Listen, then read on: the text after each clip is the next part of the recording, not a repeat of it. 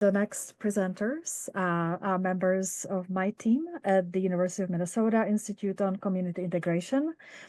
I'll share slides. I'll talk very little because I'm going to then give it over to my colleagues. Just one slideshow. All right, so we are going to present focusing on transition to employment for youth with disabilities in Minnesota, specifically related to a project funded by Administration on Community Living, project of national significance. So just a few, I'm not going to read everything on the slide, but just to say that everybody knows that there are issues with employment of people with disabilities. If you look at the ages of youth who are of age 16 to 19, with or without disabilities, just as Susanna was talking about the discrepancy in adults. So in the younger age groups, there is also in the US a difference of about 4 percentage points and even more for youth who are 20 to 24-year-olds. There are issues like in any other country. There is stigma. Low expectations is one we talk about a lot, as well as lack of accommodations in employment settings.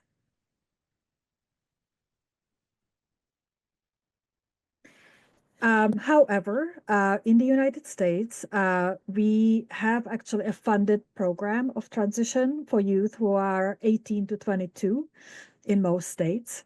And there are a number of laws that require to provide supports and services for transition to employment, as well as to other aspects of adulthood. That includes goal setting for employment for students, services in vocational rehabilitation, and participation in work-based learning. There is very little information apart from Tim Reeson's work in Utah on outcomes of transition programs and employment outcomes. So in our project, we try to document some of the experiences and outcomes of Transition to Employment Initiative in Minnesota. We will, in the next set of slides, we will present on the results of some of our interviews, photo elicitation project, and work-based learning data collection. And I will pass the microphone to Sing Hee, who is going to talk about our interview data. Thanks, Renata. As Renata mentioned, as part of our landscape analysis, we conducted interview with students with intellectual and developmental disability to explore the youth transition process from their perspectives. Specifically, we aim to understand what occurs during transition process and how students experience it. To do that, we conducted semi-structured interview with 23 students between the ages of 18 and 21, attending 4 different partnering transition programs in Minnesota.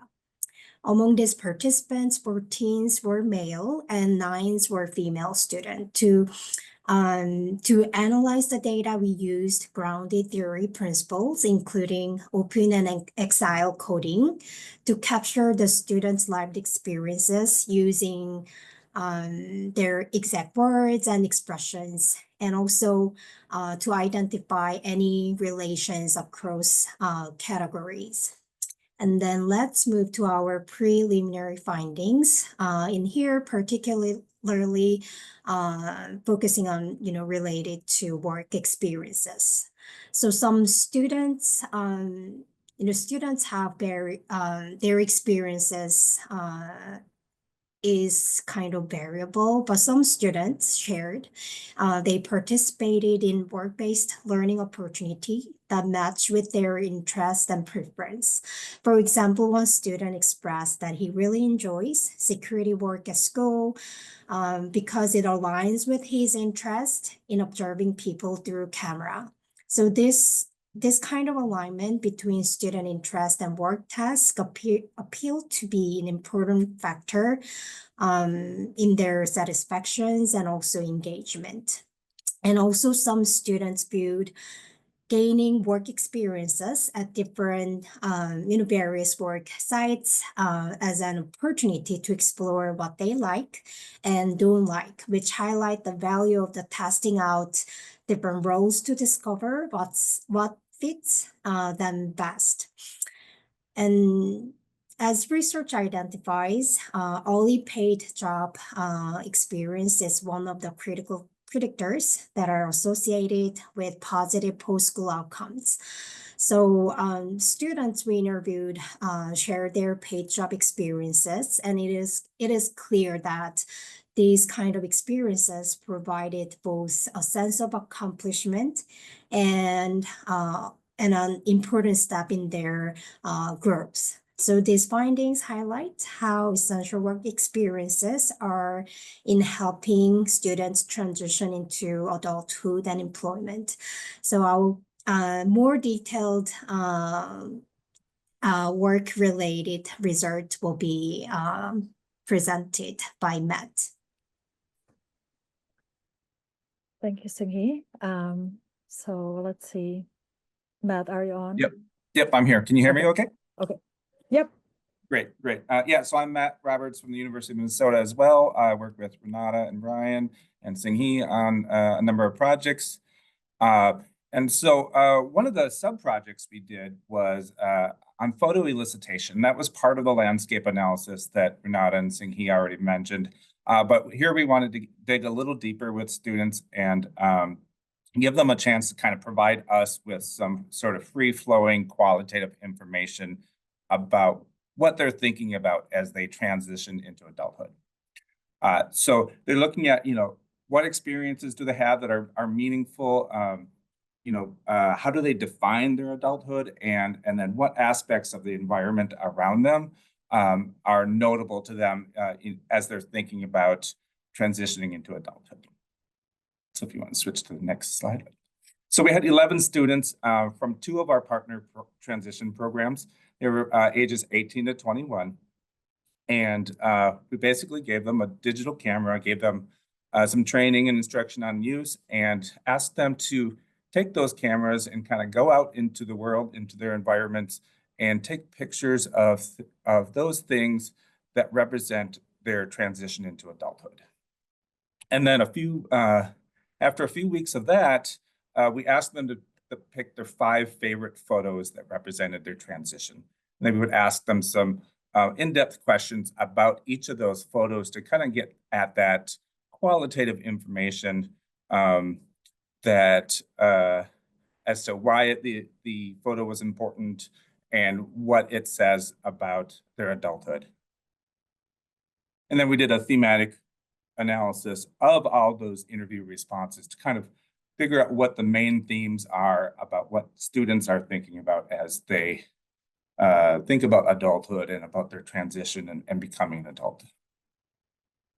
Switch to the next slide. So one of the main themes we found was that students were thinking a lot about the idea of work-based learning, both in their school programs, but also their pictures showed an understanding that that first job out of, when some of those first jobs when they're young might not be what they want to be when they get older, that final employment that they're thinking of, but they're important stepping stones to learning the skills that they need to be employed in the way they want to be.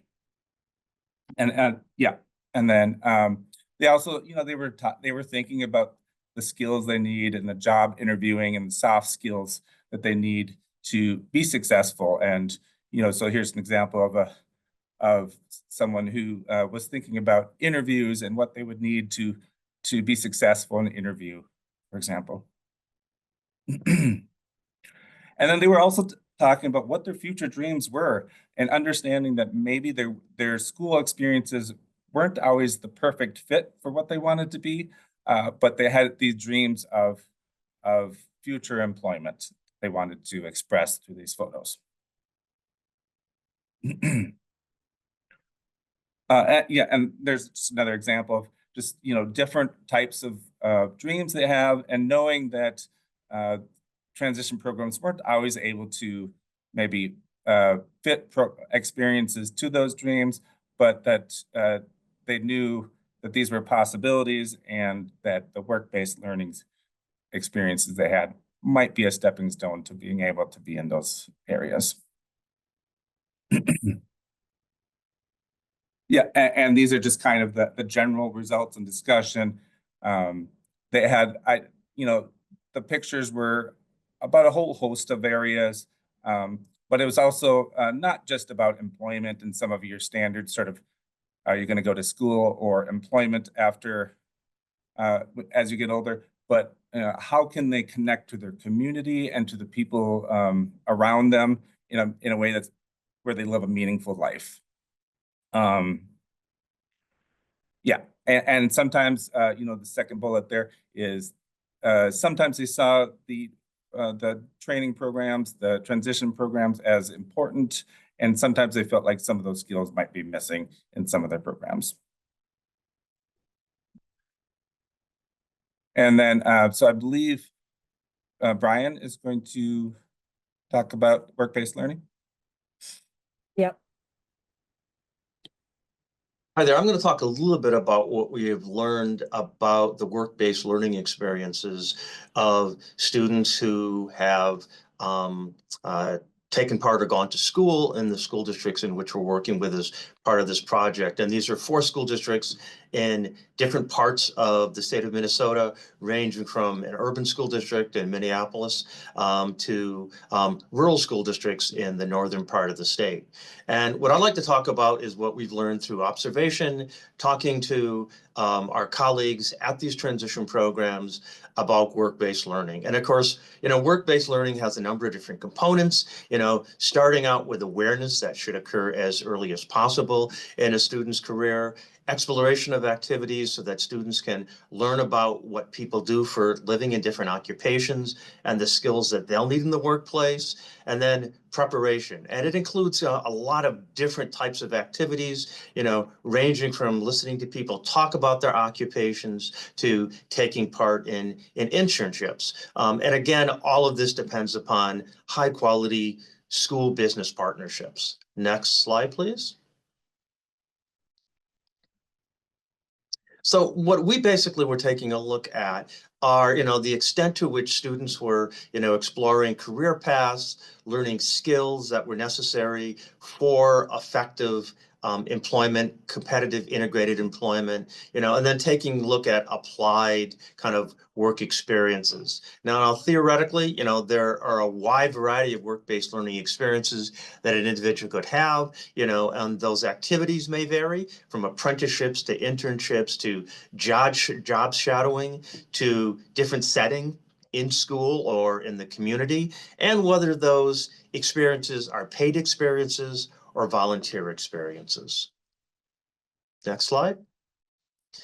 So if we think about, how work-based learning is intended to, support students, it's hopefully going to help connect what they're learning in high school and their transition program with real-world experiences, hopefully, making their learning in school more relevant, and also hopefully allowing them to take the learning that they've acquired out in the community and bring it back into the classroom.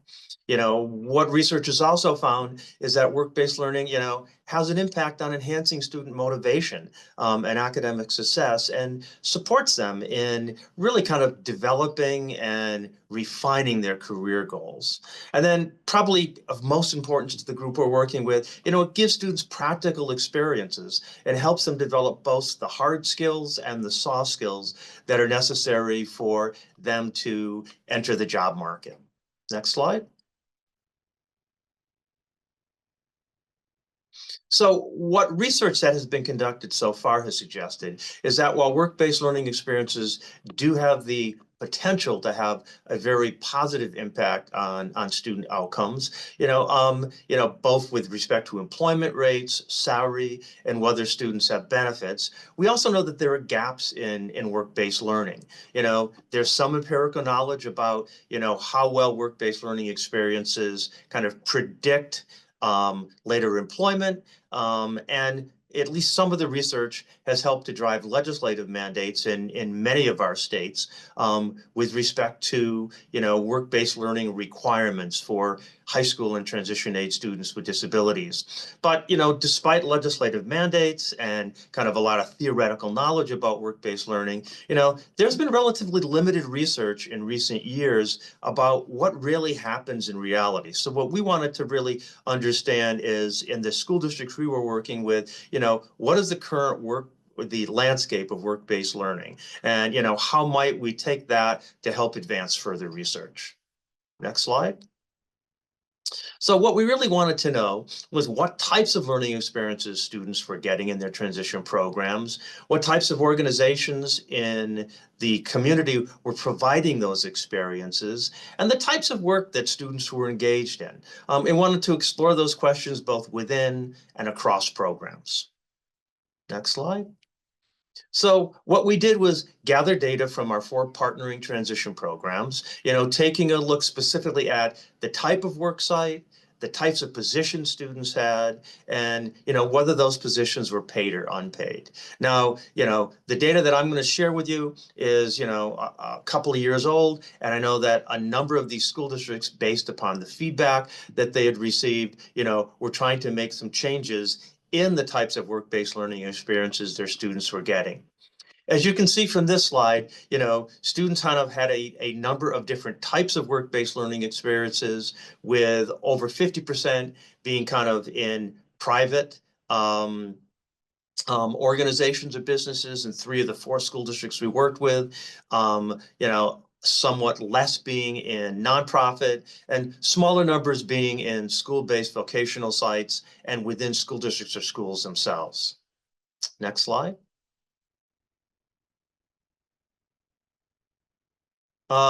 What we found among the school districts we were working with were some big variations in whether the work-based learning experiences were paid, which the research suggests has a facilitative impact on later outcomes, or unpaid. And you can see here, we have in the Benton Stearns School District, the large majority of students, 63%, having paid work-based learning experiences, where in Minneapolis, a much smaller number had those experiences. And there are a number of contextual factors that one needs to consider, as part of that, including the idea that the Minneapolis Public Schools, has a very robust search program. Next slide.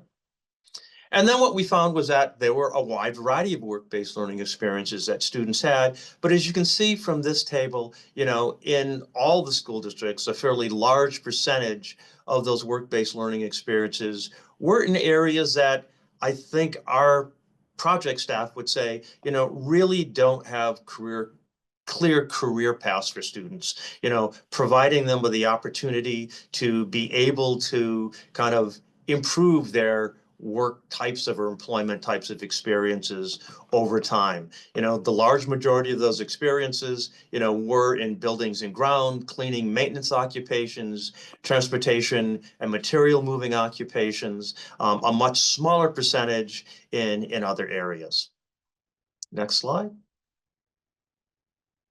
So, what are the takeaways that we learned here? Well, number one, we found that those experiences definitely vary across the state, and that there are a number of different factors that influence the types of opportunities to which students have access. The number and variety of work sites that are available in the community, much less in rural, much greater in urban areas, who is in charge of coordinating work-based learning, and the depth of relationships that they have developed with businesses, staff shortages. A number of the districts we worked with have talked about having to limit students' work-based learning experiences because of a lack of staff to provide job coaching, job supports in the community.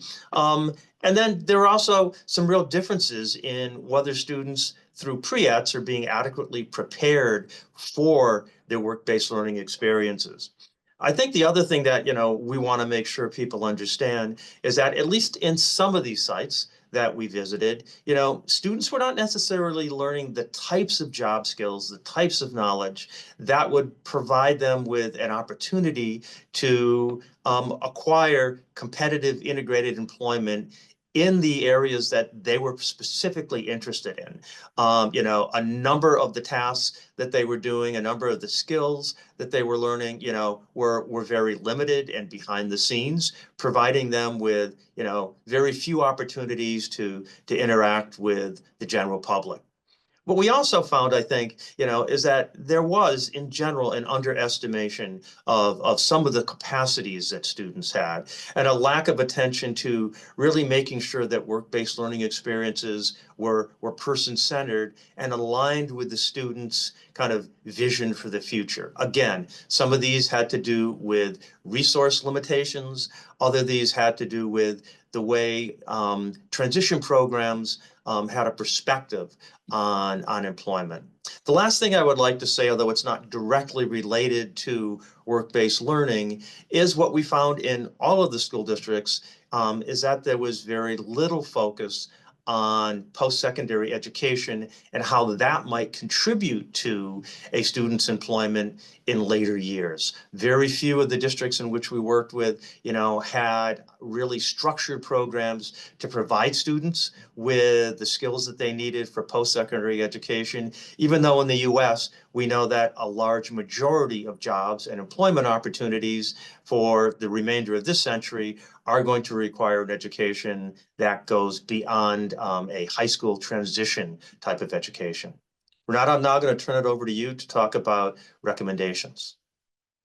Yes, so in summary, in the US, employment is sometimes fortunately, sometimes unfortunately, considered the main outcome of youth with disabilities transitioning from education to adulthood. Work-based learning has a lot of potential, but it's got similar shortcomings, such as the division between sheltered workshop and community-based employment, as a lot of the experiences tend to be very basic with low-paying jobs that are low-skilled. As similar to what Tim mentioned in his presentation, there is a lack of systematic evaluation and data collection about the impact of work-based learning and some of the other initiatives to support students as they are moving into adulthood and into employment. So more work to be done in the US and internationally. And with that, we will close this presentation and open. We have, I think, time perhaps for 1 or 2 questions or comments, and thank you for listening.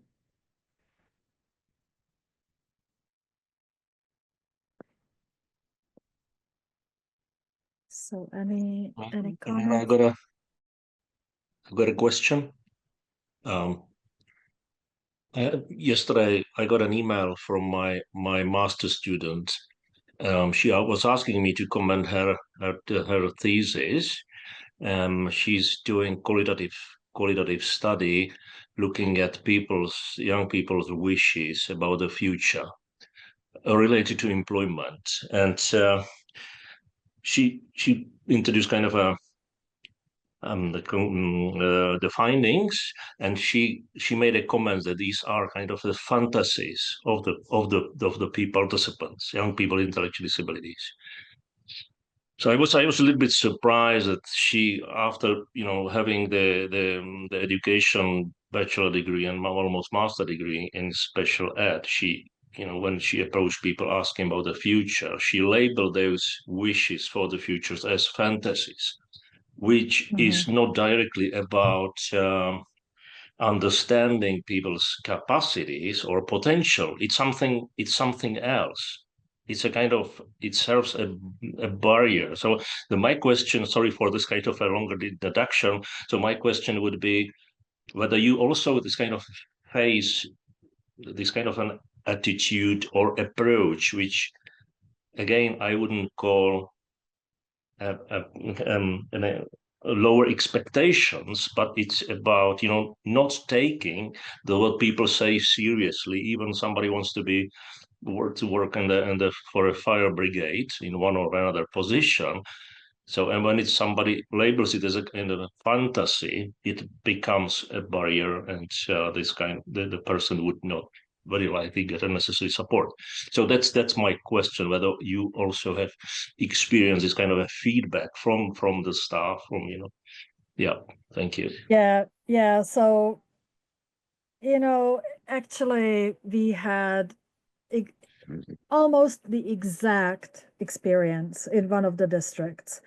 So I think in some of the programs, staff were very, very sensitive and very cognizant of the fact that sometimes the goals may not be as realistic, but they tried really, really hard to make them really practical. However, and some of my colleagues are witnesses, what we heard in one of the districts, the teachers who, were very well-meaning, very well supportive of the students, but more in a sheltered workshop way. And they actually said, and I quote, our role as teachers in transition programs is to be dream breakers. And so they said specifically that they were there to break the students' dreams about employment goals. And so, to your point, I think it does occur, at least in in our experience, your experience. I'm sure others have had similar ones. Thank you.